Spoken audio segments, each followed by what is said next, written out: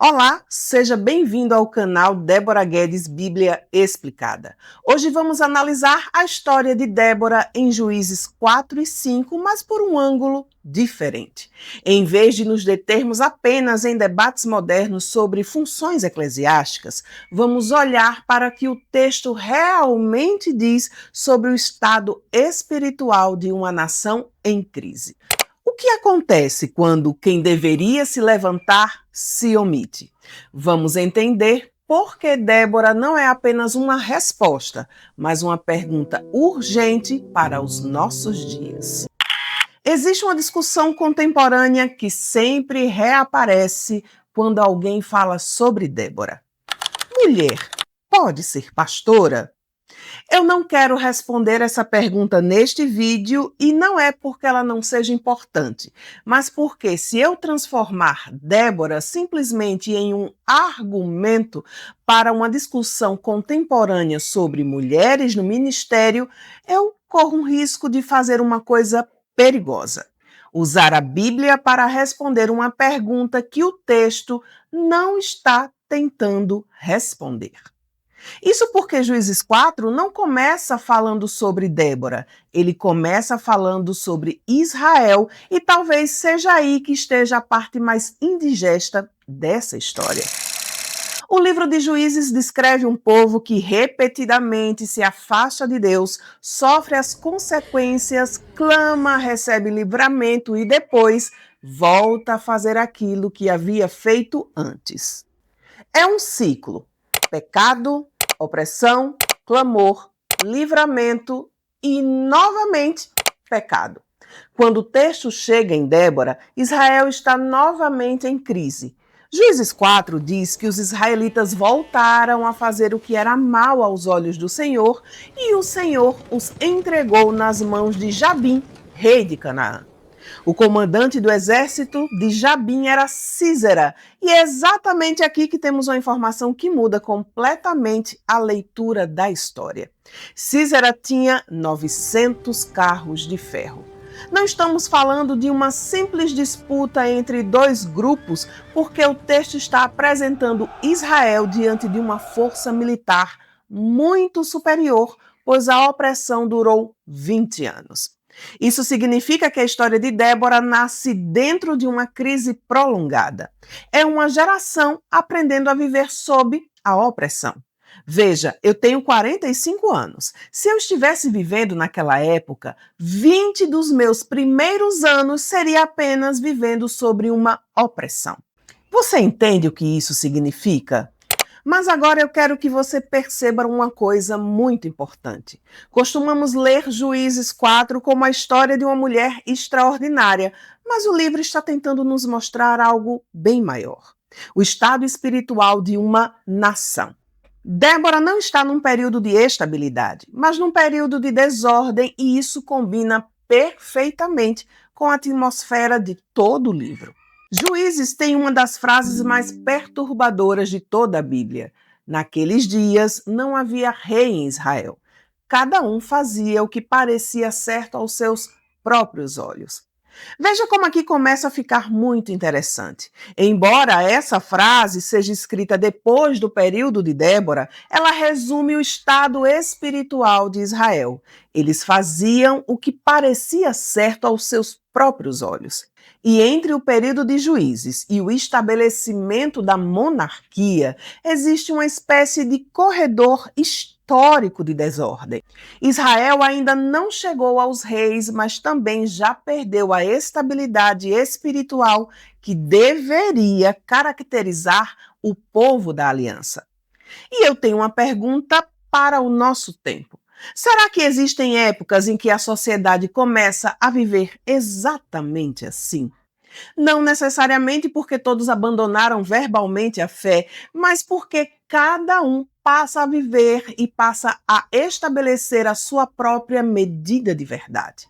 O que eu considero certo, o que eu considero aceitável, o que eu quero, o que funciona para mim, o que combina com a minha experiência. E quando isso acontece, a pergunta deixa de ser apenas quem está liderando e passa a ser quem ainda está disposto a obedecer. Juízes 4 apresenta Débora como profetisa, mulher de Lapidote, que julgava Israel naquele tempo. Repare na quantidade de informação que o texto nos dá. Ela é mulher, ela é profetisa, ela é esposa, ela é juíza.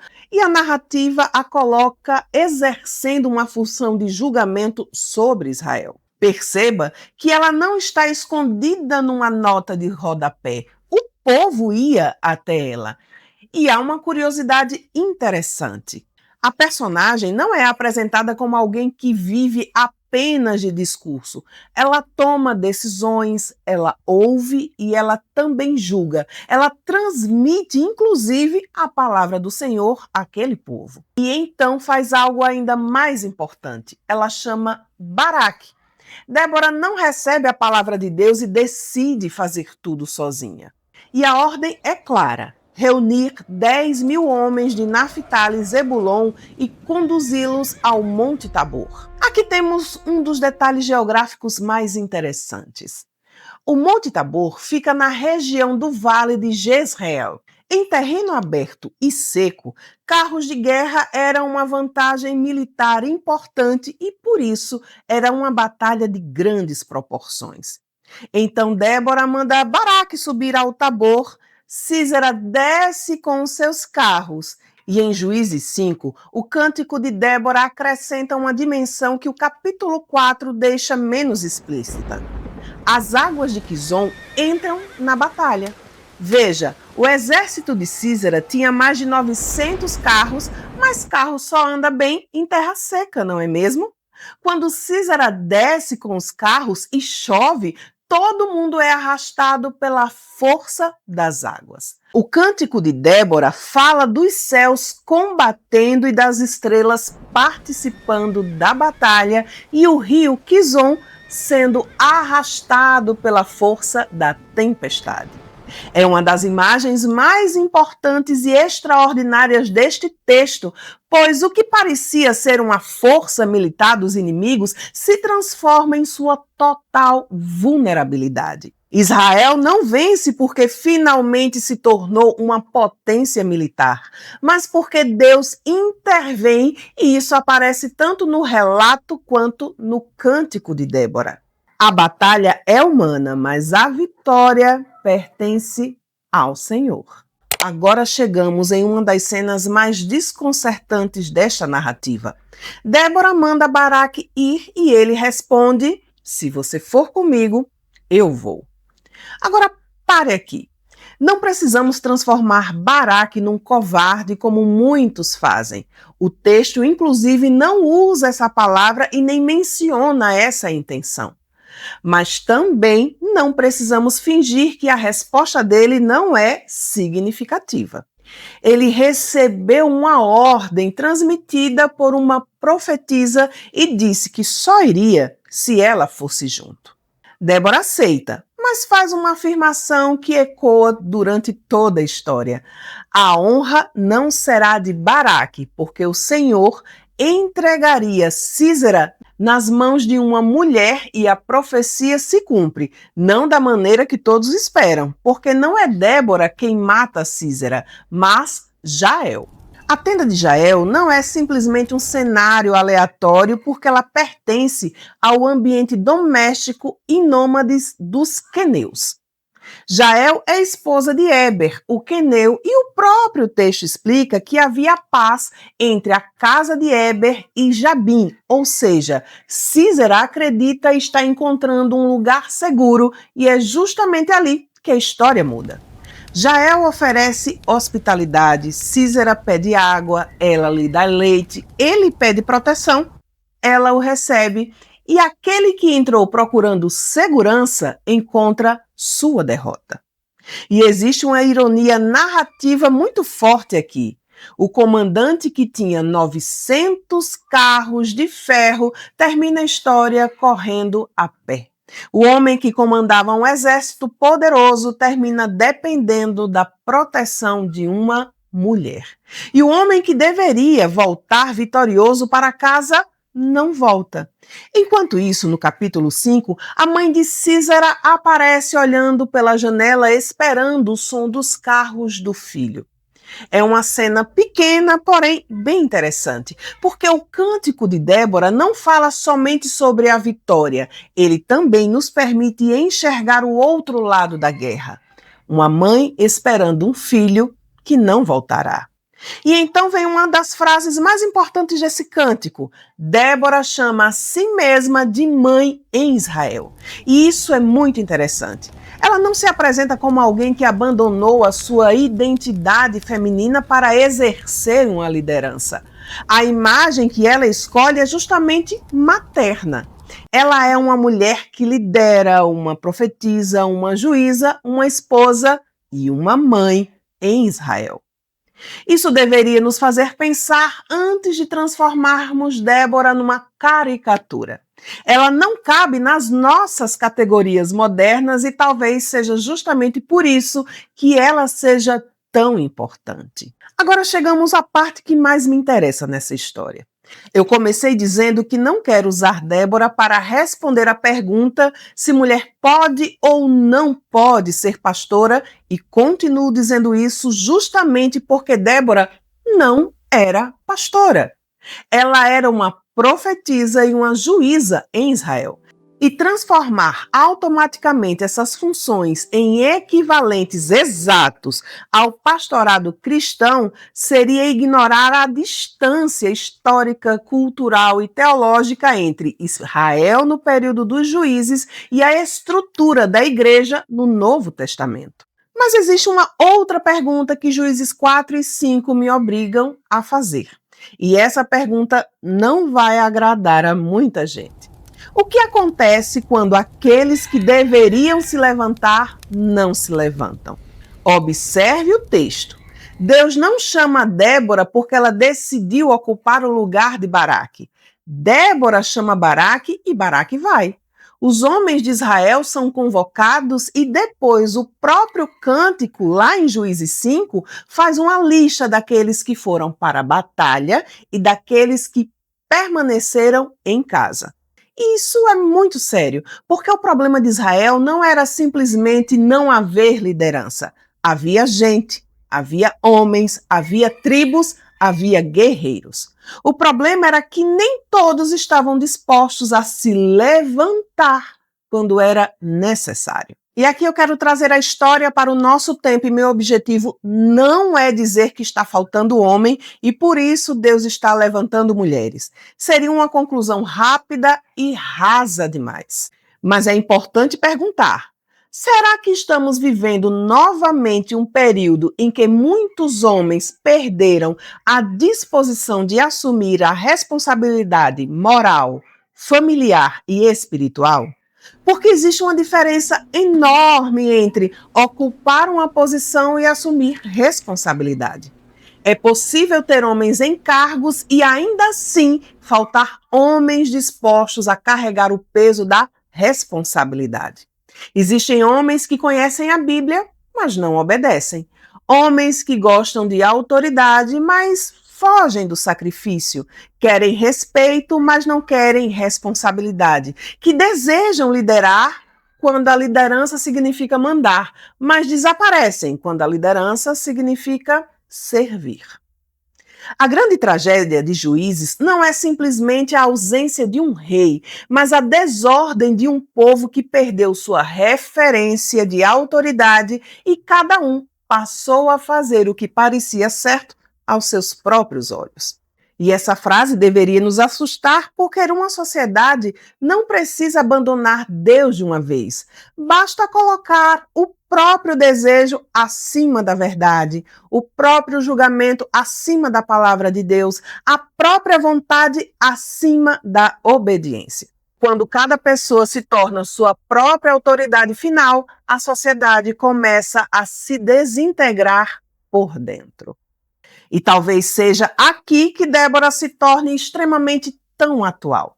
Não porque precisamos transformá-la numa bandeira de guerra de homens contra mulheres, mas porque ela nos obriga a olhar para a qualidade da liderança que temos. Que homens estamos formando?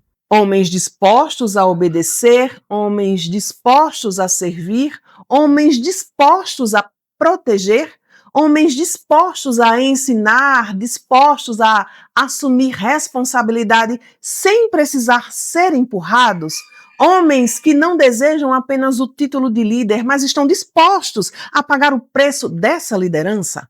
Porque quando uma geração de homens se omite, o problema não termina apenas neles. Alguém precisa carregar aquilo que eles deixaram de carregar.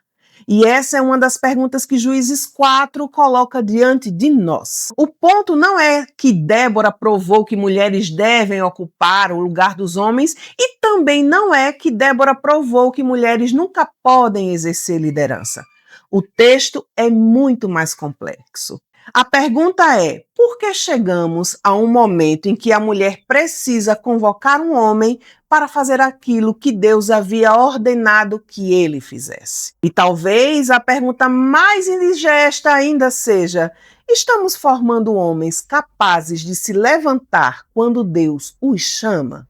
E existe ainda uma última coisa que eu não quero que você perca. A história não termina com Débora. Ela termina com Deus. Porque o grande protagonista de Juízes não é o juiz, não é Baraque, não é Débora e nem Jael. É o Senhor. Quando Israel está fraco, Deus continua sendo Deus. Quando os homens falham, Deus não falha. Quando uma geração se desorganiza, Deus continua levantando instrumentos para cumprir os seus propósitos. E isso nos leva de volta ao início. Talvez também estejamos vivendo um tempo estranho. Um tempo entre juízes e reis. Um tempo em que muita gente faz aquilo que parece certo aos seus próprios olhos. Um tempo em que a autoridade é rejeitada quando confronta os nossos desejos. Um tempo em que a igreja pode estar cheia de pessoas ocupando funções, mas carente de homens e mulheres realmente dispostos a obedecer. E talvez a história de Débora não tenha sido preservada para que nós simplesmente discutamos o lugar da mulher. Talvez ela tenha sido preservada para que nós olhemos para Israel e façamos uma pergunta importante. O que acontece com um povo quando ninguém quer mais se levantar para fazer aquilo que precisa ser feito? Juízes começa com um povo fazendo o que era mal aos olhos do Senhor e termina com um povo fazendo o que parecia certo aos seus próprios olhos. Entre uma coisa e outra, Deus continua intervindo e essa é a esperança, mas também o alerta. Juízes 4 não é sobre Débora, mas sobre o estado de um povo e principalmente sobre o tipo de homens e mulheres que estamos formando diante de Deus. Porque quando ninguém quer se levantar, a pergunta não deveria ser quem Deus vai levantar nesse tempo, mas por que aqueles que deveriam estar de pé estão sentados. Se essa reflexão fez sentido para você e te ajudou a enxergar o livro de Juízes por uma nova perspectiva, não esqueça de deixar o seu gostei aqui embaixo. Isso ajuda muito o canal a alcançar mais pessoas com a palavra do Senhor. E eu quero muito saber a sua opinião. Você acredita que a mulher pode ser pastora? O que você acha que está acontecendo no nosso tempo? Deixe seu comentário para conversarmos mais e, claro, se você ainda não é inscrito aqui no Débora Guedes Bíblia Explicada, se inscreva, ative as notificações para não perder os nossos próximos estudos. Que Deus te abençoe e até o próximo vídeo.